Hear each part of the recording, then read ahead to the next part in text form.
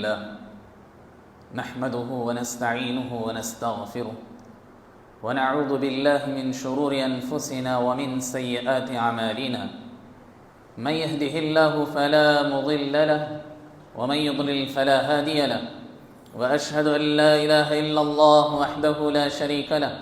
وأشهد أن محمدا عبده ورسوله يا أيها الذين آمنوا اتقوا الله حق تقاته ولا تموتن إلا وأنتم مسلمون يا أيها الناس اتقوا ربكم الذي خلقكم من نفس واحدة وخلق منها زوجها وبث منهما رجالا كثيرا ونساء واتقوا الله الذي تساءلون به والأرحام إن الله كان عليكم رقيبا يا أيها الذين آمنوا اتقوا الله وقولوا قولا سديدا يصلح لكم أعمالكم ويغفر لكم ذنوبكم ومن يطع الله ورسوله فقد فاز فوزا عظيما أما بعد فإن خير الحديث كتاب الله وخير الهدي هدي محمد صلى الله عليه وسلم وشر الأمور محدثاتها وكل محدثة بدعة وكل بدعة ضلالة وكل ضلالة في النار أعوذ بالله السميع العليم من الشيطان الرجيم من همزه ونفخه ونفثه بسم الله الرحمن الرحيم ثم لتسألن يومئذ عن النعيم حاضرین جمعہ اور پردہ نشین خواتین اسلام، اللہ رب العالمین نے انسانوں پر جو نعمتیں عطا کی ہیں، انسانوں کو اللہ تعالیٰ نے جو نعمتیں دی ہیں وہ بے حساب ہیں، جس کا شمار انسان نہیں کر سکتا، جس کو اللہ رب العالمین نے کہا کہ تم کاؤنٹ نہیں کر سکتے، تم گننا چاہو تو گن نہیں سکتے۔ وَإِن تَعُدُّوا نِعْمَةَ اللَّهِ لَا تُحْصُوهَا، اللہ کی نعمتیں انسان پر اتنی زیادہ ہیں کہ اگر تم اس کو گننا چاہو تو گن نہیں سکتے۔ تو اسی لیے جو نعمتیں اللہ رب العالمین نے تمہیں دی ہیں، ان میں سے جتنی نعمتیں تمہیں نظر آ رہی ہیں اس میں غور و فکر کرو اور اس کی حفاظت کرو، اور پھر اللہ رب العالمین کا شکر کرو، اور جس مقصد کے لیے انسان کو اس دنیا میں بھیجا گیا ہے اس مقصد کو انسان یاد رکھ کر کے اللہ کی عبادت کریں۔ یہی اللہ رب العالمین ہم سب کو پیغام دے رہا ہے۔ اللہ تعالیٰ نے کہا ثم لتسألن يومئذ عن النعیم، لوگوں یاد رکھو تم سے ہر ایک نعمت کے بارے میں سوال کیا جائے گا جو نعمتیں تمہیں دی گئیں۔ اللہ رب العالمین نے ہر طرح کی نعمتیں، انعامات جو انسان کو دیے اللہ رب العالمین نے بطور امانت دی۔ اس امانت میں ہم جتنا زیادہ اس کی قدر کریں گے، اس کی اہمیت کو سمجھیں گے، اسی قدر اللہ رب العالمین کو ہم راضی کر سکتے ہیں۔ اور ایسے ہی بندے اللہ رب العالمین کو پسند ہیں جو اس کی نعمتوں کی قدر کرتے ہیں، اس کی نعمتوں کی حفاظت کرتے ہیں، اس کی دی ہوئی امانت کی قدر کر کے اس کو اللہ رب العالمین کی رضامندی میں لگاتے ہیں۔ حاضرین، انہی میں سے ایک بہت بڑی نعمت جو اللہ تعالیٰ نے انسان کو دیا وہ صحت، تندرستی۔ بیماری سے اگر انسان پاک ہے تو یقیناً یہ بہت بڑی اللہ تعالیٰ کی نعمت ہے۔ یہ اتنی بڑی نعمت ہے کہ دنیا کی کوئی اور نعمت اس کا مقابلہ نہیں کر سکتے اللہ کے بندوں۔ یہ اتنی بڑی نعمت ہے جس کا اندازہ ایک انسان کو کرنا چاہیے۔ اللہ نے اگر آپ کو صحت دی ہے، دولت نہ دی ہے، کوئی بات نہیں، آپ زیادہ اللہ رب العالمین کی عبادت کر سکتے ہو اس دولت مند آدمی کے مقابلے میں، اس لیے کہ اللہ نے آپ کو صحت و تندرستی عطا کی، آپ کو اللہ تعالیٰ نے توانا جسم عطا کیا، ایک طاقتور انسان بنایا ہے۔ تو یقیناً ایسا شخص بہت خوش نصیب ہے جو اللہ رب العالمین کی عبادت کرنے کے لیے اپنی صحت کو، اپنی تندرستی کو اللہ تعالیٰ کے لیے لگا دیتا ہے۔ حاضرین، جو نعمت اللہ تعالیٰ نے ہمیں صحت و تندرستی کی دی یہ اتنی بڑی نعمت ہے کہ کہنے والے ایک عربی مقولے نے کہا، ایک عربی قائل نے کہا کہ الصحۃ تاج علی رؤوس الاصحاء لا یراها الا المرضى، کہ لوگوں، صحت ایک ایسا تاج ہے جو صحت مند آدمی کے سر پر رکھا گیا ہے، اور اس تاج کو صرف اور صرف مریض دیکھ سکتا ہے۔ یعنی سامنے اگر کوئی بیمار ہے، وہ بیمار آپ کو صحت مند رہتے ہوئے دیکھ کر یقیناً وہ محسوس کرتا ہے کہ آپ کتنی بہترین زندگی گزار رہے ہیں، آپ کتنے خوش نصیب انسان ہیں، اور آپ کے سر پر جو تاج رکھا گیا ہے وہ بادشاہ کے تاج سے کچھ کم نہیں۔ اللہ کے بندو، یہ صحت و عافیت کا جو تاج اللہ رب العالمین نے ہم اور آپ کو دیا ہے، یہ اتنا بڑا تاج ہے کہ اسے یقیناً ہم بیمار کو دیکھ کر اس کی قدر محسوس کر سکتے ہیں۔ اور اسی لیے اللہ کے نبی صلی اللہ علیہ وسلم نے فرمایا، جو نعمتیں ہم نے تمہیں دی ہیں اس کی اگر تمہیں قدر معلوم نہیں ہو رہی تو جس کے پاس یہ نعمت ہے، نعمت نہ ہو، اس کو دیکھو تو تمہارے اندر قدر پیدا ہوگی۔ اگر تمہیں بیماریاں نہیں ہیں تو جس آدمی کو اللہ نے بیماری میں مبتلا کیا اس شخص کو دیکھو، یقیناً تمہارے اندر شکر کا، صبر کا جذبہ پیدا ہوگا۔ اللہ رب العالمین نے ہم اور آپ کو صحت و عافیت کے ساتھ، ہمیں پیر اور ہاتھ صحیح سلامتی کے ساتھ دیے، اس شخص کو دیکھو جسے اللہ رب العالمین نے پیدائشی طور پر کسی ایک چیز سے محروم کر دیا ہو۔ یقیناً اس آدمی کو اس کا احساس ہوگا اور ہونا چاہیے، اس لیے کہ اللہ کے نبی صلی اللہ علیہ وسلم نے فرمایا کہ تم میں سے سب سے خوش نصیب آدمی وہ ہے اس زمین پر، سب سے خوش نصیب اور خوش قسمت آدمی وہ ہیں جو صحت مند ہو۔ ایمان کے بعد سب سے بڑی دولت اللہ رب العالمین نے اگر کوئی عطا کی ہے اس دنیا میں تو انسان کو صحت و تندرستی عطا کی۔ علامہ ابن قیم رحمہ اللہ نے یہ بات بیان کی کہ انسانوں کو یہ بات جاننا چاہیے کہ ایمان اور توحید کی جو دولت اللہ تعالیٰ نے عطا کی، اس توحید کی دولت کے بعد، یعنی یہ کہ اللہ رب العالمین نے آپ کو شرک سے پاک رکھا، آپ توحید پر ہو، تو دنیا کا کوئی انسان آپ کا مقابلہ نہیں کر سکتا۔ کسی بھی نعمت کا مقابلہ آپ کی توحید کی نعمت سے نہیں ہو سکتا۔ اس لیے اللہ کے نبی صلی اللہ علیہ وسلم نے فرمایا کہ ما منکم فی سربہ، اللہ کے نبی صلی اللہ علیہ وسلم نے فرمایا تم میں سے سب سے بہترین آدمی وہ ہے، تم میں سے سب سے بہترین آدمی وہ ہے جس کے پاس اگر 3 چیزیں ہوں تو یقیناً وہ اس زمین پر سب سے بڑا خوش نصیب آدمی۔ اللہ کے نبی صلی اللہ علیہ وسلم نے فرمایا تم میں سے جو آدمی آمنا فی سربہ، اس حال میں صبح کریں، من اصبح منکم آمنا فی سربہ، اگر تم امن و شانتی کے ساتھ اپنے گھر میں صبح کر رہے ہو تو یہ بہت بڑی نعمت ہے۔ دوسری نعمت اللہ کے نبی صلی اللہ علیہ وسلم نے فرمایا معافن فی بطنہ، معافن فی جسدہ، تمہارا جسم صحت مند ہے اور تم بیماریوں سے پاک ہو تو یہ بہت بڑی نعمت ہے۔ تیسری نعمت اللہ کے نبی صلی اللہ علیہ وسلم نے ذکر کرتے ہوئے کہا وَعِندَهُ قُوتُ يَوْمِهِ، جس کے پاس ایک دن کے کھانے کی روزی روٹی کا سامان مہیا ہے، تو اللہ کے نبی صلی اللہ علیہ وسلم نے آگے کہا فَكَأَنَّمَا حِيزَتْ لَهُ الدُّنْيَا بِمَزَافِيرِهَا، گویا کہ اللہ رب العالمین نے دنیا کی تمام تر خوشیاں آپ کے جو ہے گود میں ڈال دی، آپ کے گھر میں ڈال دی۔ اس لیے اللہ کے بندو، اس نعمت کو سمجھنے کی کوشش کرو، اس نعمت کو جاننے کی کوشش کرو،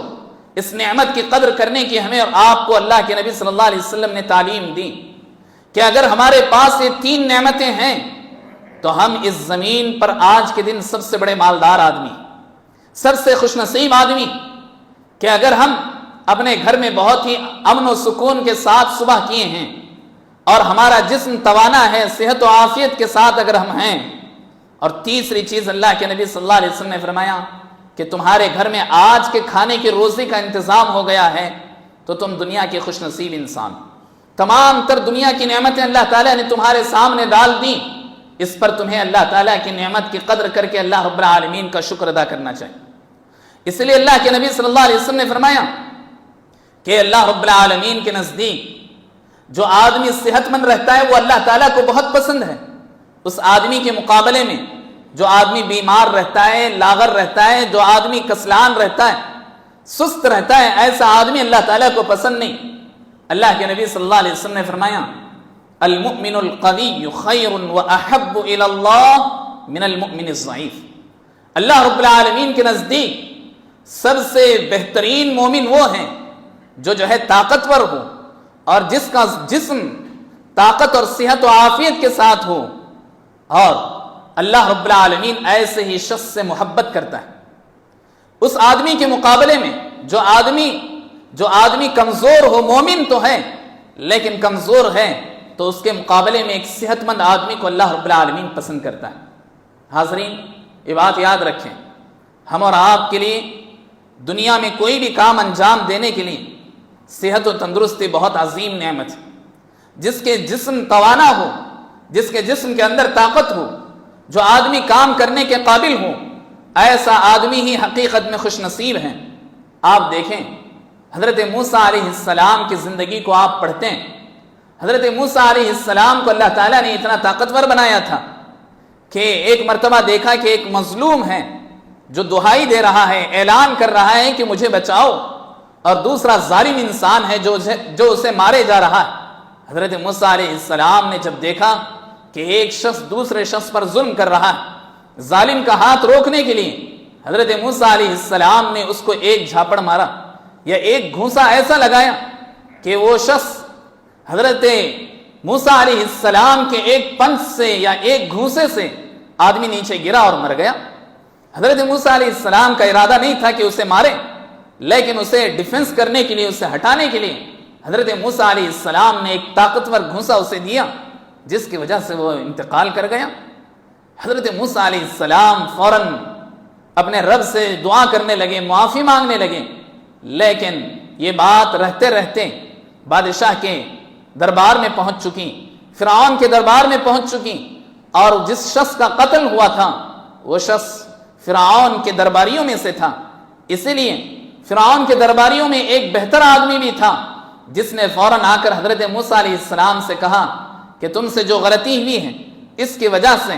بادشاہ نے یہ حکم دیا ہے کہ تمہیں قتل کر دیا جائے، اس لیے میں تمہارا خیر خواہ ہوں، تمہارے لیے بہتری چاہتا ہوں، تم یہاں سے چھوڑ کر چلے جاؤ۔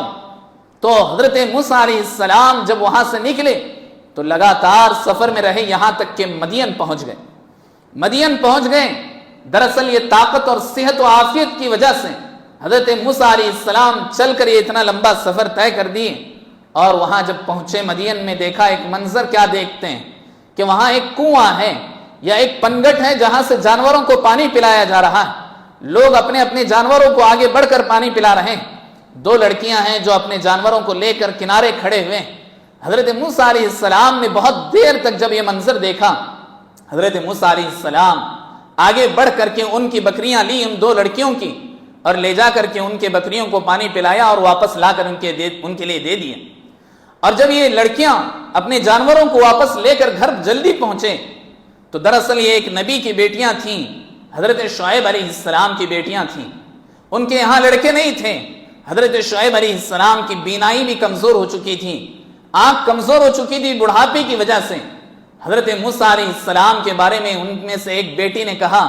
یا ابت استاجر ان خیر من استاجرت القوی الامین، اے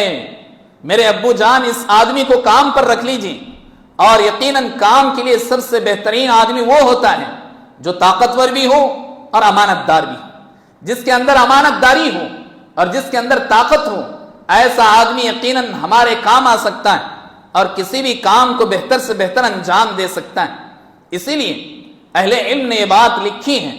کہ جس آدمی کو بھی کام کے لیے مقرر کیا جائے، آپ خود غور کریں کہ ہمارے کام والا آدمی اگر صحت مند نہ ہو تو ہمیں کتنے قسم کے ٹینشن سے گزرنا پڑتا ہے کہ آج دکان اوپن نہیں ہوئی، آج شاپ میں جو ہے جھاڑو نہیں لگائی گئی، اس لیے کہ کام والا بیمار ہے، فلاں آدمی پھر سے بیمار، گھر میں کام کرنے والی ہر دوسرے تیسرے دن چھٹی کرتی ہے، جس کی وجہ سے خواتین کو بہت زیادہ پریشانی ہوتی ہے۔ اللہ کے نبی صلی اللہ علیہ وسلم کی احادیث بھی یہ بتاتی ہیں، اور حضرت موسیٰ علیہ السلام کے بارے میں بھی اس بچی نے یہی کہا کہ جو آدمی صحت مند ہو، طاقتور ہو، ایسا آدمی ہر کام کے لیے تیار ہو سکتا ہے۔ اسی لیے شعیب علیہ السلام سے کہا کہ اسے بلا کر اس کی اجرت بھی دیجیے، اس کے اس کام کے بدلے میں اسے احسان بھی کیجیے، اور ساتھ ہی ساتھ اسے ہمارے پاس اجرت کے لیے رکھ لیجیے، کام کے لیے رکھ لیجیے، یہ بہتر آدمی ہو سکتا ہے۔ تو حاضرین،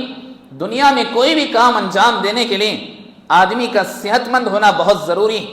صحت مندی کے لیے اسلام نے بہت ساری تعلیمات دی ہیں، اور اللہ رب العالمین نے قرآن کریم میں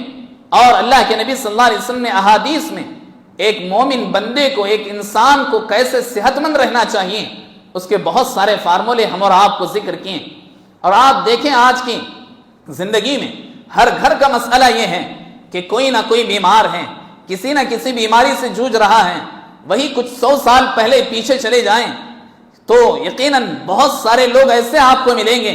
100 سال پیچھے کے، جو کسی بھی طبیب کے پاس، کسی بھی ڈاکٹرز کے پاس زندگی بھر کبھی نہیں گئے، زندگی بھر کبھی انہوں نے ڈاکٹرز کے پاس اپنے آپ کو نہیں چیک اپ کرایا۔ ایسے لوگ ہم اور آپ کو ملتے ہیں۔ لیکن آج کے زمانے میں جب ہم کسی سے بھی ڈسکس کرتے ہیں تو کہتے ہیں کہ نہیں، فوڈ کی وجہ سے ایسا ہوتا ہے، یا موسم، یا یہاں کے رہنے کی وجہ سے، یہاں کے آس پاس کے ماحول کی وجہ سے ایسا ہوتا ہے۔ ہر چیز کا علاج اسلام نے کہا کہ کوئی بھی زمین پر کوئی ایسی بیماری نہیں ہے جس کی دوا اللہ رب العالمین نے نہیں رکھی ہو، یقیناً رکھی ہے، لیکن آدمی کو اس کے لیے ریسرچ کرنا چاہیے، اس تک پہنچنے کی کوشش کرنا چاہیے۔ یہ تو بیماری آنے کے بعد اسلام نے بتایا کہ تمہیں کیا کرنا ہے، لیکن بیماری آنے سے پہلے بھی اسلام ایک مومن کو، ایک مسلمان کو بہتر سے بہتر رہنے کے لیے بہت ساری تعلیمات دیتا ہے۔ ان میں سے سب سے پہلی تعلیم جو سب سے زیادہ ہم اور آپ کو ملتی وہ یہ کہ اسلام ہم اور آپ سے کہتا ہے کہ تمہارے کھانے پینے، جسے ہم فوڈ کہتے ہیں، اپنے غذا کو بہتر سے بہتر رکھنا اور معتدل رکھنا،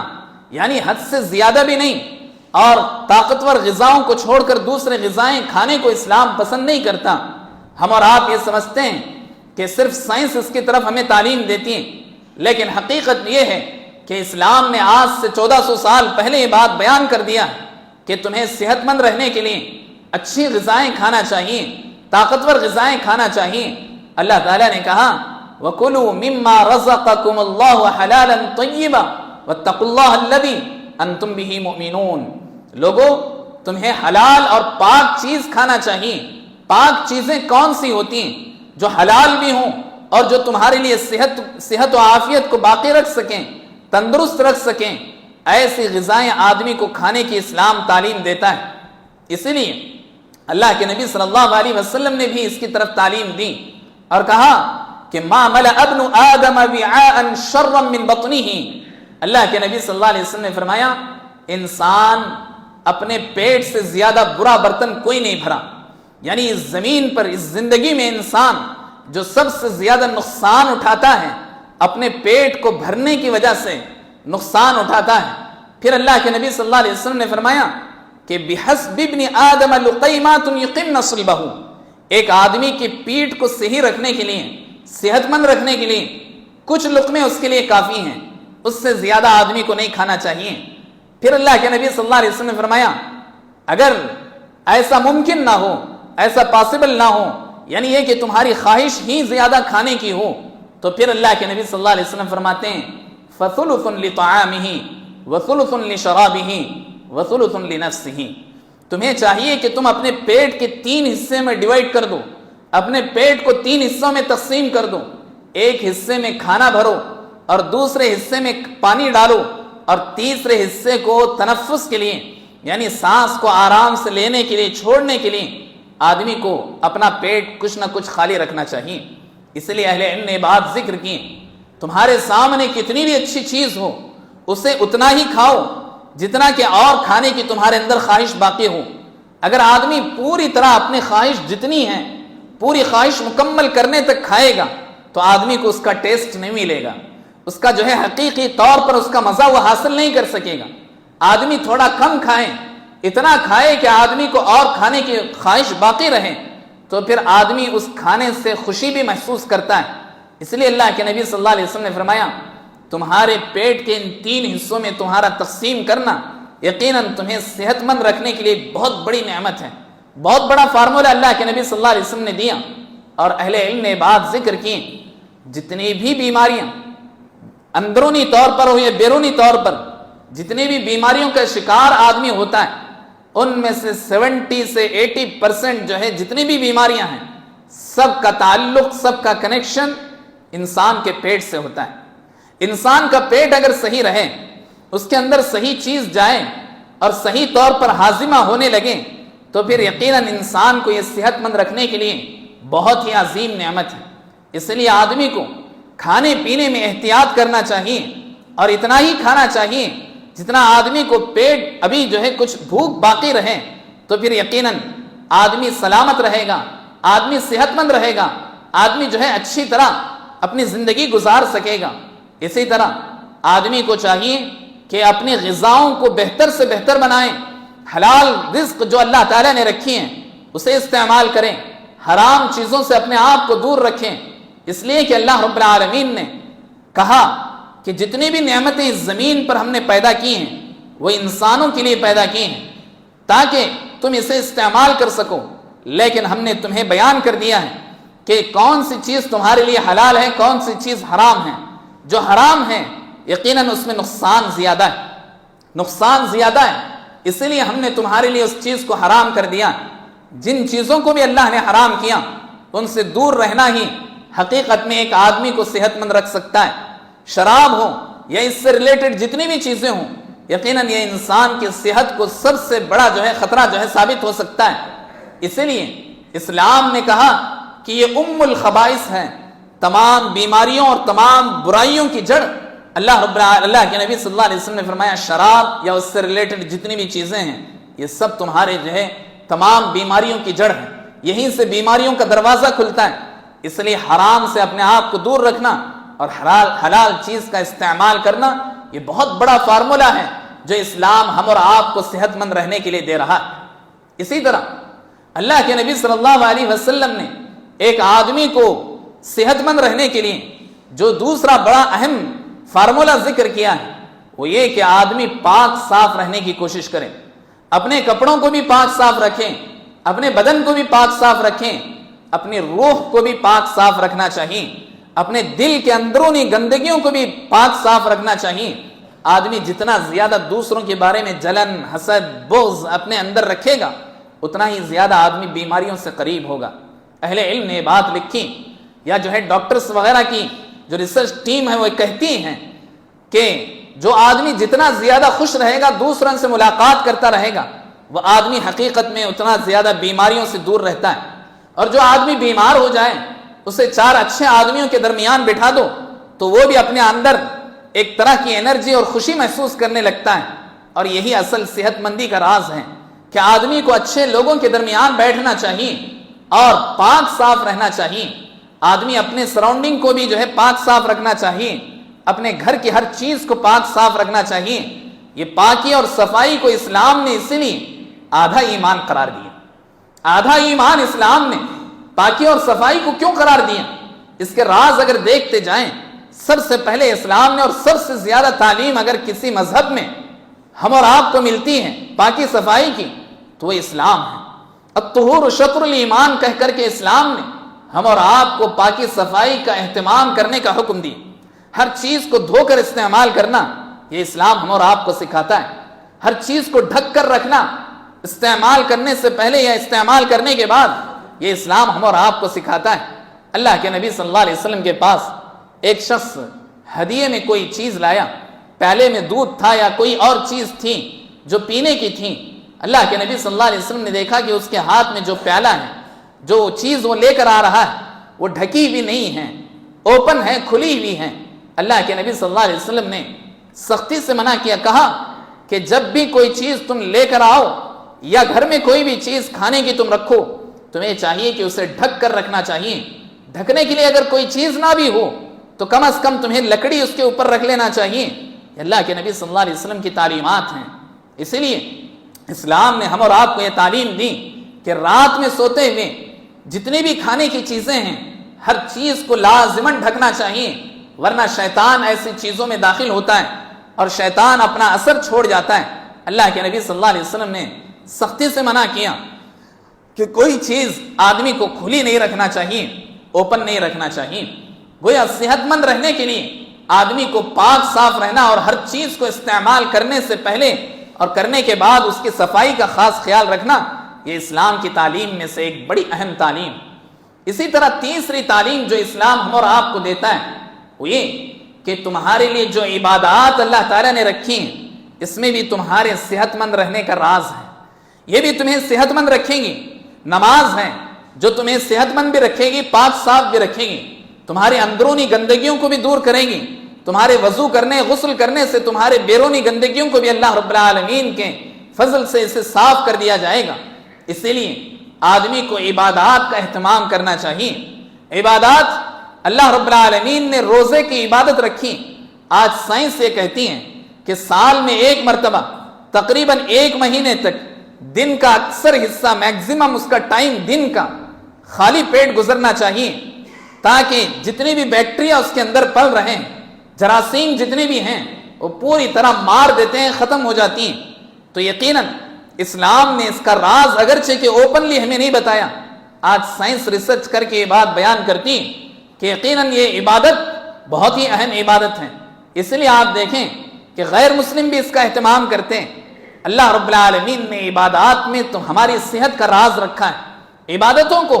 ہم عبادت کے طور پر کریں، لیکن اللہ تعالیٰ نے اس میں بھی ہماری صحت کا راز رکھا ہے. اس لیے اس کو انجام دینے میں کسی بھی طرح سے ہمیں غافل نہیں ہونا چاہیے. عبادات کو حد سے زیادہ کرنے سے بھی اسلام نے روکا تاکہ تمہاری صحت خراب نہ ہو. تمہاری صحت بھی جو ہے مینٹین ہونا چاہیے، تمہاری جو ہے جسم کو طاقت بھی برابر ملتے رہنا چاہیے. حضرت عمرو بن عاص رضی اللہ عنہ کے بارے میں آتا ہے کہ حضرت عمرو بن عاص رضی اللہ عنہ بہت زیادہ جو ہے عبادت کرنے والے تھے، نفل عبادتوں کو کرنا بہت زیادہ پسند کرتے تھے. اسی لیے حضرت عمرو بن عاص رضی اللہ عنہ نے قسم کھا لی تھی کہ اللہ کی قسم، آج کے بعد جتنی بھی زندگی میری باقی رہے گی، دن میں روزہ رکھوں گا، رات میں اللہ کی عبادت کرتے ہوئے اپنی زندگی کو گزاروں گا. جیسے ہی اللہ کے نبی صلی اللہ علیہ وسلم کو یہ بات پتہ چلی، اللہ کے نبی صلی اللہ علیہ وسلم نے فرمایا لا تفعل فصم وافطر وقم ونم فإن لجسدك عليك حق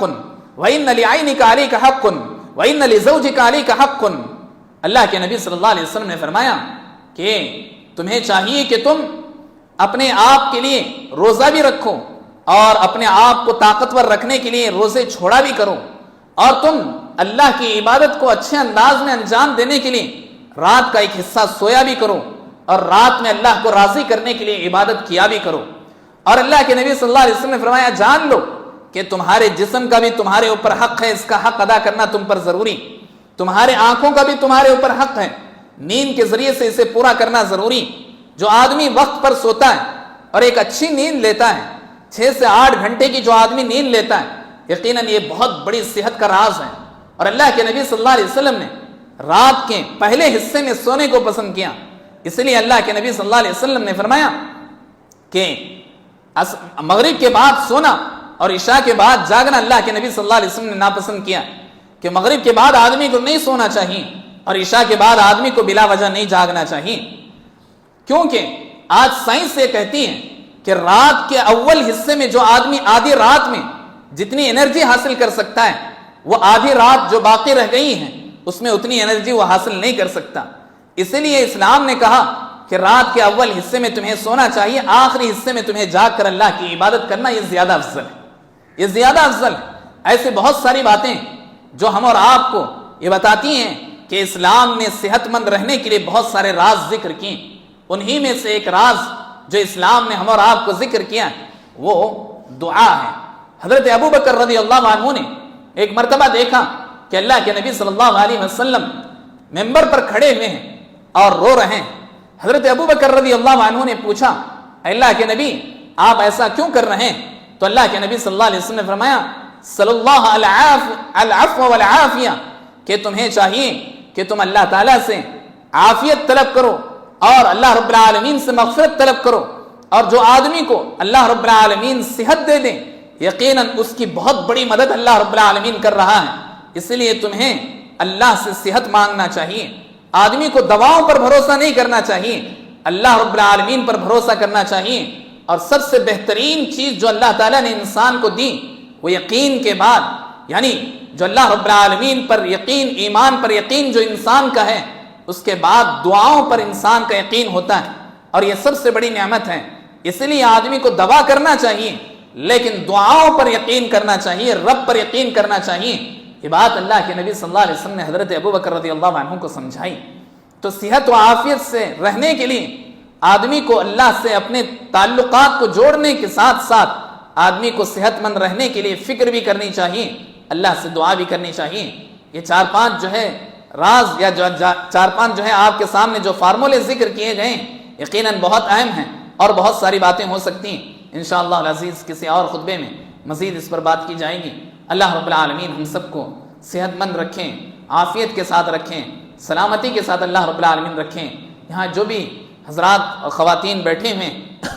اللہ تعالیٰ انہیں صحت و عافیت کے ساتھ زندگی بھر رکھیں۔ اللہ رب العالمین ان میں جو بیمار ہیں انہیں شفا بھی عطا فرمائیں۔ جو بھی لوگ مسلمان ہاسپٹل وغیرہ میں ایڈمٹ ہیں اللہ تعالیٰ انہیں شفا بھی عطا فرمائیں۔ انہیں جو دوائیں دی جا رہی ہیں اللہ تعالیٰ ان کی دواؤں میں اثر عطا فرمائیں۔ اللہ تعالیٰ ہمیں صحت و عافیت کے ساتھ زندگی بھر رکھیں، اور آخری دم تک اللہ تعالیٰ ہمیں صحت و عافیت کے ساتھ رکھ کر صحت و عافیت کی حالت میں اللہ تعالیٰ ہمیں اپنے پاس بلائیں۔ اور جو بھی ہمارے رشتہ دار دوست و احباب گزر چکے ہیں اللہ تعالیٰ انہیں جنت الفردوس میں اعلیٰ ترین مقام نصیب فرمائیں۔ آمین۔ اقول قولی ھذا واستغفر اللہ لی ولکم ولسائر المسلمین فاستغفروہ انہ